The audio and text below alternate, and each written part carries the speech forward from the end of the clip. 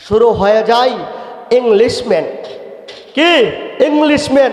কেউ যদি ইংলিশ জীবনে নাও দেখে, কেউ যদি ইংলিশ জীবনে নাও পড়ে, বাংলা জীবনে নাও পড়ে, কেউ যদি নিজের নামটাও না লিখতে পারে, কেউ যদি কি ওই কোনো রিডিং নাও পড়তে পারে, কোনো সমস্যা নাই। ওই দুনিয়ার যত জ্ঞান আছে কেউ যদি এটা স্বপ্নেও না দেখে, কোনো সমস্যা নাই।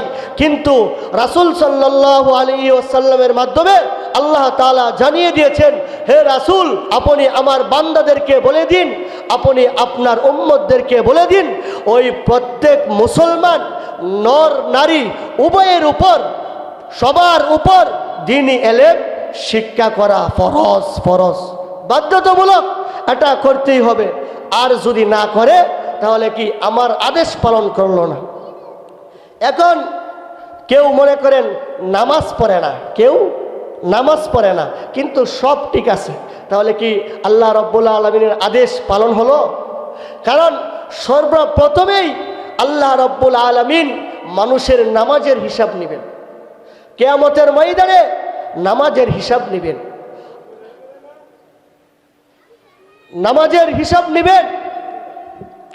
তো যখন ওই কোনো বান্দা, কোনো লোক, মুসলমান যখন আল্লাহর কুদরতি পায়ে সেজদা করে, তখন আল্লাহ রাব্বুল আলামিন ওই তার ব্যাপারে সবচাইতে বেশি সন্তুষ্ট হন, বেশি খুশি হন। এই জন্য দ্বীনি ইলম শিক্ষা করা ফরজ।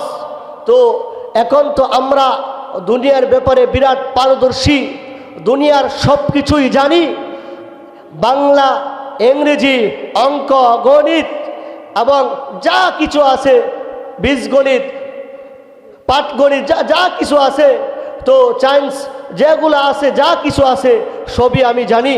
দেখা যায় আজকে একটা শিশু 5 বছর 2 বছর, সে তার ওই সব কিছুই ইংলিশে বলতে পারে, লিখতে পারে এবং ইংলিশে কথাও বলতে পারে।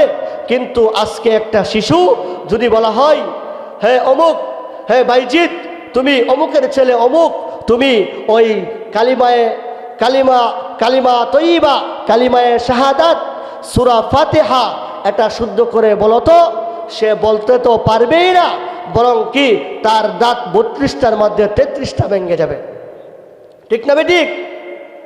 শুধু শিশুরা, আজকে দেখেন 80, 70 হয়ে গিয়েছে, ওই 50 হয়ে গিয়েছে, 30 হয়ে গিয়েছে, সে দুনিয়ার ব্যাপারে খুব পারদর্শী, বাংলার ব্যাপারে খুব পারদর্শী, ইংলিশের ব্যাপারে খুব পারদর্শী, ইংলিশে ঘন্টার ঘন্টা কথা বলতে পারে। কিন্তু যদি তাকে বলা হয় সূরা ইখলাস, সূরা ফাতিহা এটা সুন্দর করে বলো তো, সুন্দর করে তেলাওয়াত করে তো, তারও দাঁত 32টার মধ্যে 33টা ভেঙে যাবে, এমনকি তার কাপড়ও নষ্ট হয়ে যেতে পারে। ঠিক না বেঠিক? ঠিক না বেঠিক? এই জন্য কি ও মুসলমান, লজ্জা লাগার কথা, লজ্জা থাকার কথা।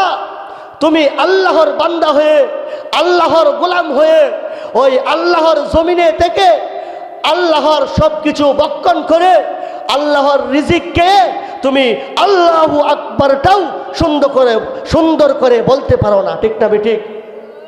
আল্লাহু আকবার এই নামটাও সে সুন্দর করে বলতে পারে না।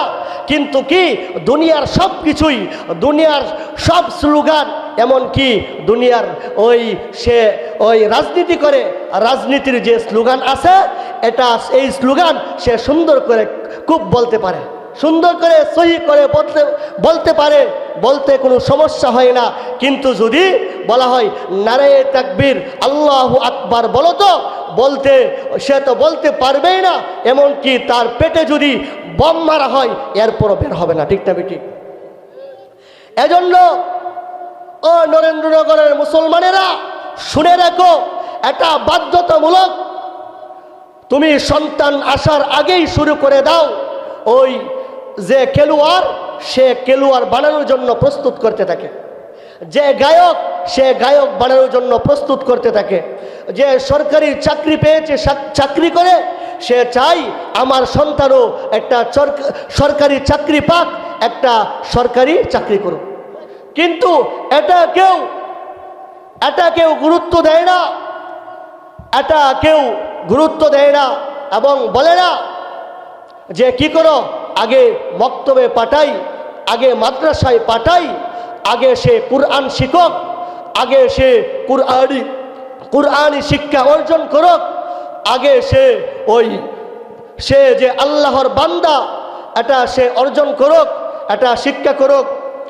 যেমন ওই নামাজ পড়তে 4টা সূরা লাগে, 4টা সূরা সে মুখস্থ করুক, সে নামাজে তাশাহুদ, দুরুদ শরীফ ও দোয়ায়ে কুনুত ওইগুলা সে মুখস্থ করুক, ওইগুলা সে পড়ুক।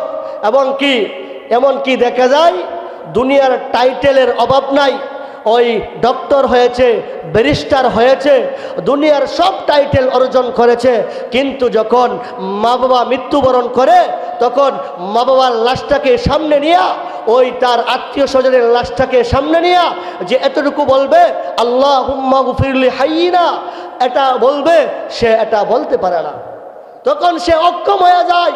আমি বলে দেই, তোমার যদি এই শিক্ষা না থাকে, কুরআনের শিক্ষা না থাকে, ইসলামের শিক্ষা না থাকে, তাহলে তুমি সবচাইতে বড় মূর্খ। ঠিক না বেটি?